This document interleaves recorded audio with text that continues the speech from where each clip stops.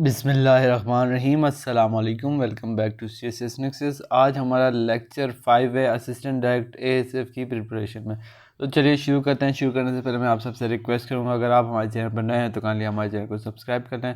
अगर हमारी वीडियोज़ आपको पसंद आती है तो आप इनको लाइक करें, शेयर करें और कमेंट में अपनी राय से हमें ज़रूर आगाह करें। तो चलिए शुरू करते हैं। Liaquat Ali Khan was assassinated on. Liaquat Ali Khan को कब जो है ना असैसिनेट किया गया था, कब उनका कत्ल किया गया था? तो 16 अक्टूबर 1951। कहाँ पर? रावलपिंडी में। Communist party of India was establish. Communist party जो है इंडिया की, वो कहाँ पे इस्टेब्लिश हुई और कब इस्टेब्लिश हुई? ये दोनों MCQs आ सकते हैं। कानपुर में इस्टेब्लिश हुई और 1925 में इस्टेब्लिश हुई। फर्दर हम नेक्स्ट क्वेश्चन की तरफ चलते हैं। Dash was associated with communist party. तो आपको डिफरेंट पॉलिटिकल फिगर्स के नाम दिए होंगे और पूछा होगा कि ये इनमें से कौन सी जो पॉलिटिकल पर्सनालिटी है वो कम्युनिस्ट पार्टी के साथ एसोसिएटेड है, लिंक्ड है। तो Maulana Hasrat Mohani is right option. Dash was first chief minister of west Pakistan province in 14 अगस्त 1955। तो पहला चीफ मिनिस्टर वेस्ट पाकिस्तान के प्रोविंस का कौन था? डॉक्टर खान साहब। और कब वो बने थे? 14 अगस्त 1955। Dash was Pakistan minister of refugee. Pakistan minister of refugee कौन थे? Raja Ghazanfar Ali was Khan was Pakistan minister of refugee. Next है हमारे पास, dash was first governor of Punjab. तो इसका राइट ऑप्शन होगा sir Francis Mudie was first governor of Punjab.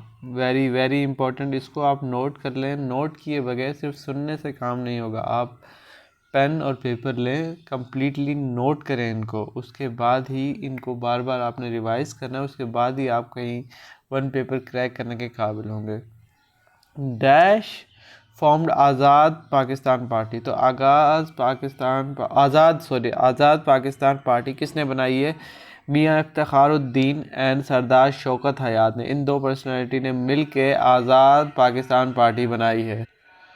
Next question है हमारे पास, who was second governor general and second prime minister of Pakistan. तो कौन जो है सेकंड गवर्नर जनरल और सेकंड PM ऑफ पाकिस्तान? तो Khawaja Nazimuddin second governor general और first prime minister of Pakistan है। ये भी बहुत इंपॉर्टेंट MCQs है। Dash was third PM of Pakistan. Third PM हमारे पास थे, प्राइम मिनिस्टर थे Mohammad Ali Bogra. Fourth prime minister थे चौधरी मोहम्मद अली। और फिफ्थ थे HS सोरवर्दी यानी हुसैन शहीद सोरवर्दी। सिक्स थे हमारे पास इस्माइल इब्राहिम चंडीगढ़। और फर्दर नेक्स्ट हमारे पास है सेवन है हमारे पास फ़िरोज़ खान नून, PM ऑफ पाकिस्तान। और फर्स्ट प्रेसिडेंट और लास्ट गवर्नर जनरल ये सिकंदर मिर्ज़ा, याद रखिएगा। First president and last governor general Sikandar Mirza.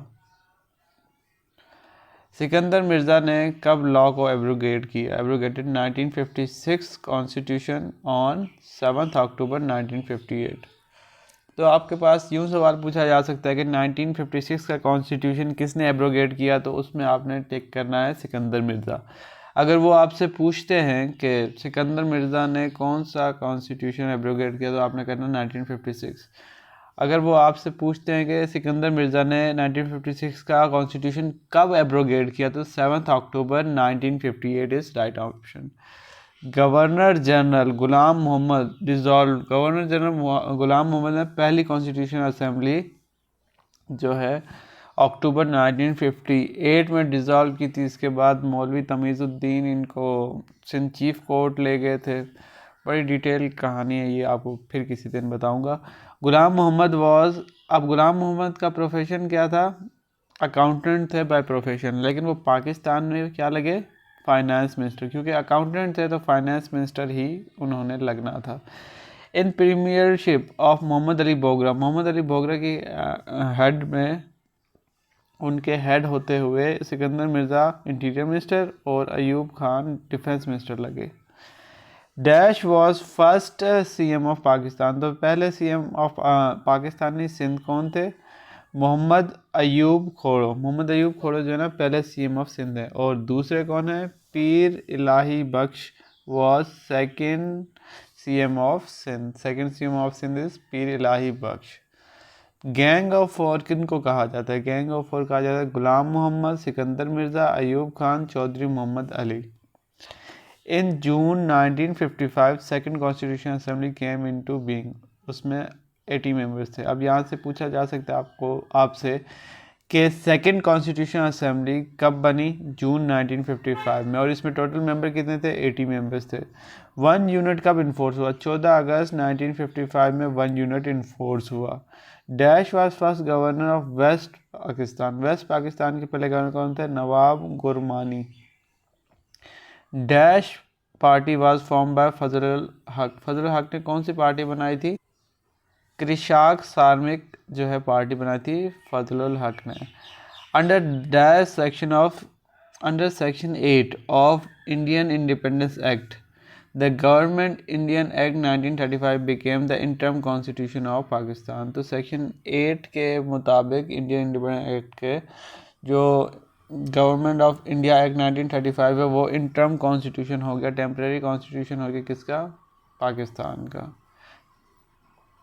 Objective resolution was presented by, ये बहुत इंपॉर्टेंट एमसीक्यूज है, ये एएसएफ इंस्पेक्टर में भी पूछा गया था कि ऑब्जेक्टिव रेजोल्यूशन किसने प्रेजेंट की थी, तो वो लियाकत अली खान ने प्रेजेंट की थी। इस बार ये भी पूछ सकता है कि कब प्रेजेंट की थी? 7 मार्च को। फर्दर ये पूछ सकते हैं कि पास कब हुई? 12 मार्च 1949 को। तो ये बहुत इंपॉर्टेंट एमसीक्यूज है। नेक्स्ट एमसीक्यूज है parity proposal was proposed in second draft of constitutional committee. तो पैरिटी प्रपोजल जो है second draft of constitutional committee में प्रपोज हुआ था। कॉन्स्टिट्यूशनल डेवलपमेंट इन पाकिस्तान, ये बुक किसने लिखी है? कॉन्स्टिट्यूशन डेवलपमेंट ऑफ इन पाकिस्तान जो है GW चौधरी ने लिखी है। प्रोडा का फुल फॉर्म क्या मतलब? प्रोडा किसकी एब्रीविएशन है? Public representative office disqualification act of 1948-1949। The constitution of 1956 was enforced on 23 मार्च 1956। याद रखिएगा ये डेट, ये भी पूछी हुई थी। The national assembly, national assembly में प्रेसिडेंट और नेशनल असेंबली मिला के टोटल बनते हैं 800 member. 10 seats reserve for women in national assembly in constitution of 1956। Constitution of 1956 में 10 सीट्स जो रिजर्व की गई थी वुमेन्स के लिए। प्रोविंशियल असेंबली में 80 सीट्स थी दोनों प्रोविंसेस के लिए और 10 सीट थी वुमेन के लिए। नेक्स्ट क्वेश्चन है हमारे पास 36। तो कौन से कॉन्स्टिट्यूशन ने पाकिस्तान को इस्लामिक रिपब्लिक ऑफ पाकिस्तान बनाया? 1956 ने। इस्लामिक एडवाइजरी काउंसिल कब किस में बनी? कॉन्स्टिट्यूशन 1956 में। Ayub Khan took over government, Ayub Khan ने गवर्नमेंट कब संभाली? 27 अक्टूबर 1958 में। Ayub Khan set up constitution commission, constitution commission किसके अंडर सेट की अयूब खान ने? जस्टिस शहाबुद्दीन। कब की? 17 फरवरी 1960 विच सबमिटेड रिपोर्ट, और जिसने अपनी रिपोर्ट कब सबमिट की? 6 मई 1961। याद रखिएगा। कॉन्स्टिट्यूशन ऑफ 1962 में प्रेसिडेंट की शर्त थी मुसलमान हो और उसकी एज 35 ईयर की होनी चाहिए। कॉन्स्टिट्यूशन 96 में नेशनल असेंबली में 156 मेंबर थे जिसको लेटर 218 कर दिया था, इन्हांस कर दिया था, बढ़ा दिया था। वुमेन रिजर्व सीट 6 सीट्स से 8 सीट्स हो गई थी। इंटेलेक्चुअल सीट्स 10 सीट्स थी। कॉन्स्टिट्यूशन ऑफ 1962 ने हमें कैसा सिस्टम दिया? तो उन्होंने हमें प्रेसिडेंशियल सिस्टम दिया। किसने? 1962 ने। ये क्वेश्चन भी एएसएफ इंस्पेक्टर में पूछा गया था कि कॉन्स्टिट्यूशन ऑफ 1962 में प्रेसिडेंशियल सिस्टम हमें दिया गया था। बीडी मेंबर्स कितने हैं? 80 थे पहले, फिर 1,20,000 हो गए। President gave his assent, assent का मतलब होता है साइन करना। कब किया असेंट किया उसने? 12 अप्रैल 1973। किसको असेंट दिया? 1973 के कॉन्स्टिट्यूशन को 12 अप्रैल 1973 में असेंट दिया। नेक्स्ट क्वेश्चन है हमारे पास, वो है कॉन्स्टिट्यूशन ऑफ 1973 इन्फोर्स कब हुआ? 14 अगस्त 1973 में ये इन्फोर्स हुआ। Dash presented the draft constitution of 2 फरवरी 1973। तो अब्दुल हफीज़ पीरज़ादा ने ड्राफ्ट कॉन्स्टिट्यूशन दिया 2 फरवरी 1973 में। ठीक है, 1973 के कॉन्स्टिट्यूशन ने कैसा सिस्टम दिया? पार्लियामेंट्री सिस्टम दिया। कॉन्स्टिट्यूशन ऑफ 1973 बाई कैमरल, मतलब कि इसमें 2 हाउस होंगे, एक अपर हाउस होगा, एक लोअर हाउस होगा। ठीक है, लोअर हाउस को हम नेशनल असेंबली कहते हैं और अपर हाउस को हम क्या कहते हैं? अपर हाउस को हम सेनेट कहते हैं। इसमें प्रेसिडेंट भी शामिल होता है। Last MCQs for today is presidential power to dissolve national assembly.